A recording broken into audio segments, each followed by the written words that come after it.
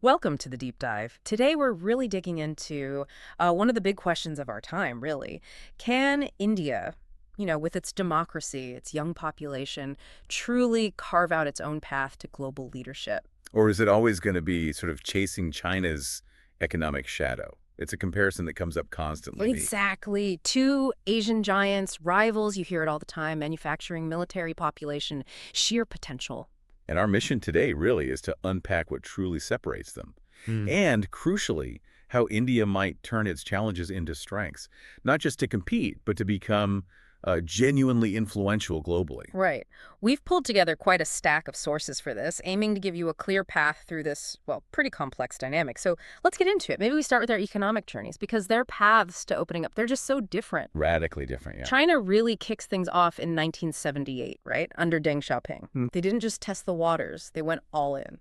Opened up to global markets, set up those special economic zones, poured just massive amounts into manufacturing, infrastructure. And the result, I mean, it's staggering. 40 years, basically, from a low-income agrarian society to the world's second biggest economy. Whereas India liberalized, what, 1991? And that was more out of a crisis, a balance of payments crisis? Exactly. A bit more reactive, perhaps. And its growth story since then has really been led by services, IT, that growing middle class, less about the factory floor initially. So talk about the gap now, the scale of it, because the numbers are pretty stark. They really are. And this is something our sources consistently point to. You've got China's GDP, nearly $17.7 trillion. Okay. And India's around $3.9 trillion. That's a huge difference. And it plays out in per capita income much higher in China. Their infrastructure is just leagues ahead in many ways. And global trade. Yeah, China dominates exports, something like 14% of the global total. Yeah. India's share, it's around 2%. And you see it physically, right? China's ports, high-speed rail, the expressways, versus India, which is still grappling with logistical bottlenecks, urban congestion, getting transport networks fully up to speed. It's easy to look at that and just see, a massive deficit for India. But you mentioned earlier this gap. It's also an opportunity. How does that work? Well, precisely because India is starting from a lower base. The potential for percentage growth is enormous. Plus, it gets to learn, right? Learn from China's path, including the mistakes, the environmental costs, perhaps. Okay. India can potentially leapfrog, adopt newer, greener tech from the get-go.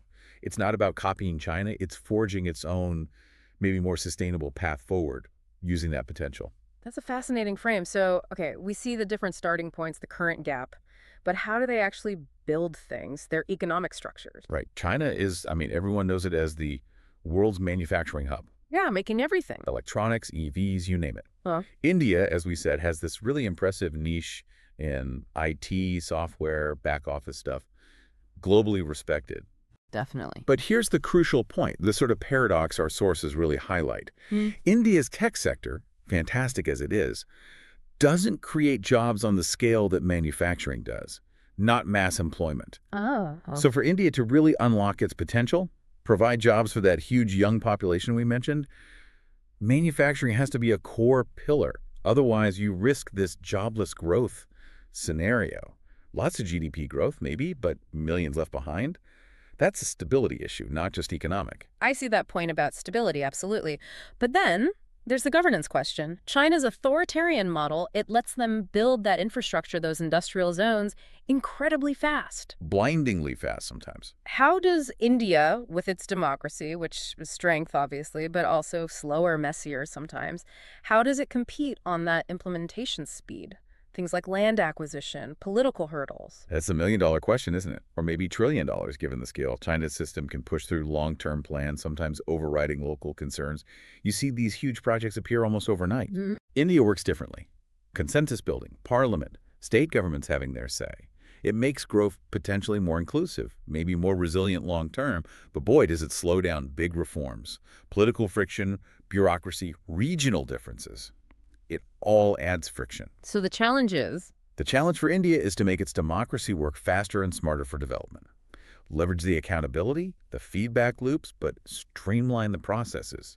Don't let the checks and balances become roadblocks. Okay, so focusing on that infrastructure piece more specifically. China, clearly ahead. World-class highways, ports, power, logistics.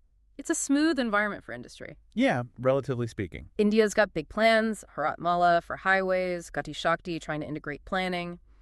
You do see progress on the ground. But where are the main sticking points still? It often boils down to execution, scale, and complexity. Land acquisition is still notoriously difficult in many places. Funding can be inconsistent.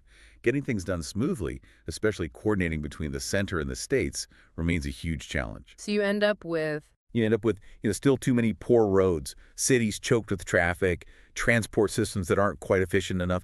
All of that adds costs for businesses, hinders productivity. It's like having a powerful engine, but the roads are full of potholes, metaphorically speaking. Got it.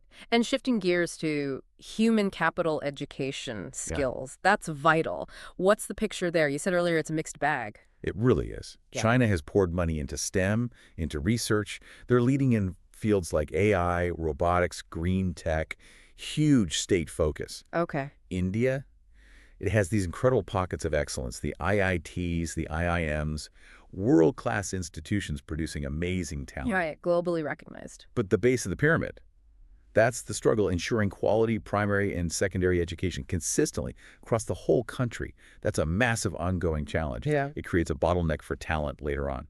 And this ties right back to that demographic dividend, doesn't it? Over 65% of India's population under 35. That's just enormous. Why is that potentially a strength or a liability? It's the classic double-edged sword. On one hand, it's this incredible engine for growth, a massive workforce, a huge consumer market for decades. Imagine the energy, the innovation. Yeah, huge potential. But, and it's a big but, if you don't equip those millions of young people with the right skills, skills for the modern economy, skills that are future-proof, then that dividend becomes a burden. How so? Well, instead of productive workers driving the economy, you get mass unemployment, underemployment, social frustration. It flips from being your greatest asset to potentially your biggest risk. Skilling that generation isn't just important, it's absolutely paramount, urgent. So given all this, how does India actually bridge these gaps, maybe even take the lead in certain areas?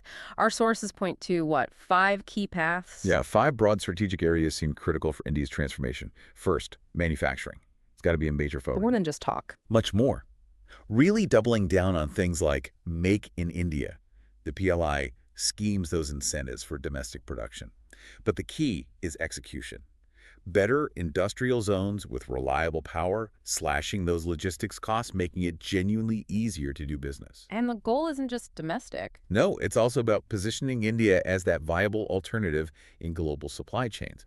As companies look to diversify away from over-reliance on, well, China, India needs to be ready and attractive. Okay, manufacturing first. What's second? Second, skilling the workforce. We just talked about urgency. This is non-negotiable. It means massively scaling up programs like Skill India, vocational training, getting practical skills to millions. And beyond just vocational. Absolutely. Integrating things like coding, AI literacy, right from school, not just for techies, for everyone.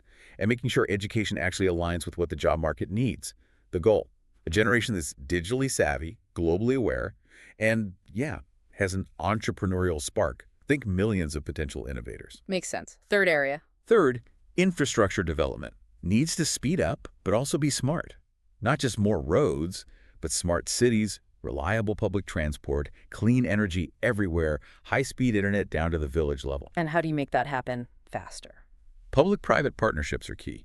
Using digital tools for governance, for monitoring projects, technology has to drive the execution and transparency. Okay. Fourth? Fourth, governance reforms. This is fundamental. Cutting the infamous red tape, boosting transparency, making digital services the norm for citizens, for businesses, and crucially, empowering local governments more. Why local? Because India's diversity is a strength. If you empower those Tier 2, Tier 3 cities, give them resources and autonomy, they can become these dynamic, decentralized growth engines. Less reliant on just the megacities. Think of innovation bubbling up everywhere. Right, spreading the growth. And finally, the fifth path. Fifth, sustainability and green innovation. This can't be an afterthought. It has to be woven into the whole growth story. It's a massive economic opportunity for India. In what way? Think solar energy everywhere, a faster shift to EVs, circular economy models, serious water conservation. India can actually leapfrog to a greener future. China might lead in making green tech now, but India could lead in deploying it at scale, developing inclusive innovations suited to its context, and frankly, the global south. So, pulling this all together, for you listening, What's the big takeaway? It feels like it's not just about India versus China, is it? Not at all. Hmm. It's really about India defining its own 21st century identity.